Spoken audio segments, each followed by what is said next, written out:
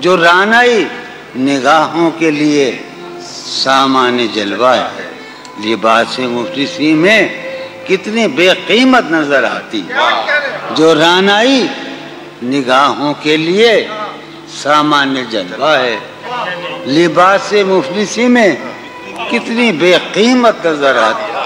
یہاں تو جاذبیت بھی ہے دولت ہی کی پروردہ، یہاں تو جاذبیت بھی ہے دولت ہی کی پروردہ۔ یہ لڑکی فاقہ کش ہوتی تو بدصورت نظر آتی۔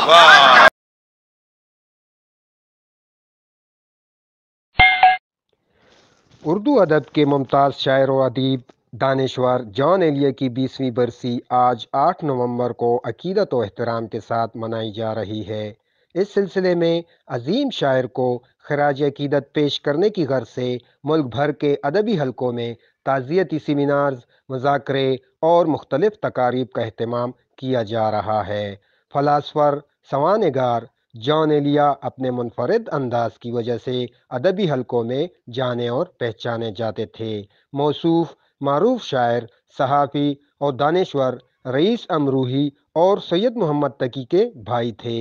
انہوں نے 50,000 سے زائد اشعار پر طب آزمائی کی ہے، لیکن بدقسمتی سے ان کے زائد اشعار منظر عام پر نہ آ سکے۔ آپ نے 40 سے زائد نایاب کتب کے ترجمے بھی کیے۔ آپ کا علم ایک انسائکلوپیڈیا کی مانند تھا۔ جان ایلیا کو اردو، انگریزی، عربی، فارسی، سنسکرت اور عبرانی زبانوں سمیت دیگر زبانوں پر بھی عبور حاصل تھا۔ آپ نے شاعری کے علاوہ فلسفہ، منطق، اسلامی تاریخ، سائنس اور مغربی ادب کے تراجم پر بھی طب آزمائی کی ہے۔ جان ایلیا 14 دسمبر 1935 کو پیدا ہوئے اور 8 نومبر 2002 کو 72 برس کی عمر میں طویل علالت کے بعد اپنے خالق حقیقی سے جا ملے۔ کیسر ہارون ملک، JTN، پشاور۔